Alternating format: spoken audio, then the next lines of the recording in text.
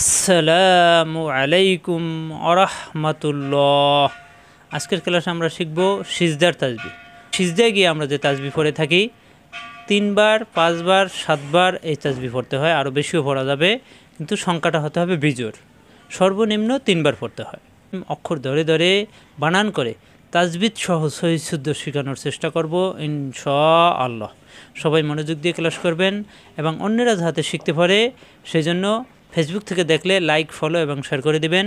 YouTube থেকে দেখলে like দিয়ে সাবস্ক্রাইব করে আমাদের সাথেই থাকবেন। আসুন ভিডিও শুরু করি। আউযু বিল্লাহি মিনাশ শাইতানির রাজিম। বিসমিল্লাহির রহমানির রহিম। সিন অক্ষর, সিনে আসছে পেশ, সিন পেশ সু। জিব্বা নিচে যাতে চাপ দিয়ে উচ্চারণ করতে হয় সফির হরফ সু। সু মিলবে বায়ের সাথে, সুববে বাই সাকিন কলকলা। আমরা জানি কপ, ত বা জিম দাল এই ফার্স্টে অক্ষরে সাকিন থাকলে কলকলা হয়, আর কলকলা হরফ ধাক্কা দিয়ে পড়তে হয়। বাই সাকিন কলকলা সুব্ব সুব্ব। হা কণ্ঠনালীর মাঝখানে চাপ দিয়ে উচ্চারণ করতে হয় হা। বামে আসছে খালি আলিফ, জবরের বামে খালি আলিফ, মাদে হরফ একালিপ টান হা সুব্ব হা। নুন জবর না, সুব্ব হা না। হা একালিপ টান, নাই কোনো টান নেই। সুব্ব হা না, সুবহানা। আমরা কিন্তু পড়ি সুবানা, সুবানা পড়া যাবে না। সুবানা পড়লে বাই সাকিন বাদ যায়, হা গোল হা হয়ে যায়। সুবহা একালিপ টান বাদ যায়, মাদের হরফ বাদ যায়। সুবহানা। রজাবর রা পড়া যাবে না, রমেল ব্যবহার সাথে রব বায়ের সাথে আজ দিয়ে 2 বার পড়তে হবে। রব পরের বাই আছে জের বি, রব্বি। ইয়া যাবর ইয়া, ইয়া মেলবে লামের সাথে ইয়াল, রব্বি ইয়াল। আমরা পড়ি রাব্বিয়াল, রাব্বিয়াল পড়া যাবে না। রাব্বিয়াল পড়লে এখানে র না হয় রা হয়ে যায়, এখানে ভুল। আল পড়লে হামজা হয়ে যায়, জিব্বার মাঝখানে উপরে তাহলে তো চাপ দিয়ে। আর যদি আমরা আল পড়ি রব্বি আল, তাহলে হয়ে যায় হামজা, এখানেও ভুল হয়ে যায়। ইয়া অক্ষরটা ইয়াই যেন হয় জিব্বার মাঝখানে উপরে চাপ দিয়া ইয়াল, রব্বি ইয়াল। হামজা যাবর আ, এটা হামজা কণ্ঠনালীর শুরু থেকে। হামজা যাবর আ, আমেলবে আইনের সাথে অ। আ কণ্ঠনালীর শুরু থেকে আইন কণ্ঠনালীর মাঝখানে চাপ দিয়ে, তাহলে আমেলবে আইনের সাথে। আ মুখ খোলা থাকবে, আ আ থেকে আইন। আ অ কণ্ঠনালীর ভিতরে ঢুকবে, অ কণ্ঠনালীর মাঝখানে অ।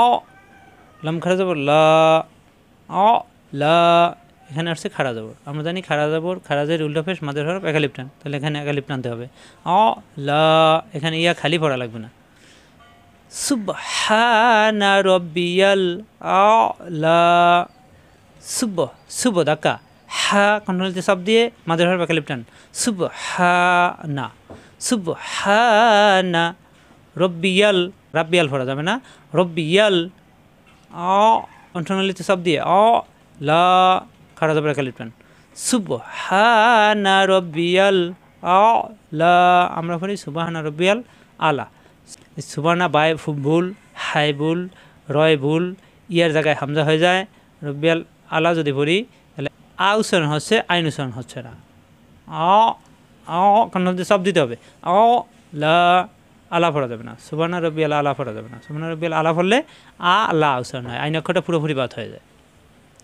সুবহানা রব্বিয়াল আলা, সুবহানা রব্বিয়াল আলা। সিজদার তাসবিহ 3 বার 5 বার 7 বার পড়তে হয়। সুবহানা রব্বিয়াল আলা। আশা করি বুঝতে পারছেন। সিজদার তাসবিহ সুবহানা রব্বিয়াল আলা। সবাই বারবার প্র্যাকটিস করলে ইনশাআল্লাহ সহিহ শুদ্ধ হয়ে যাবে।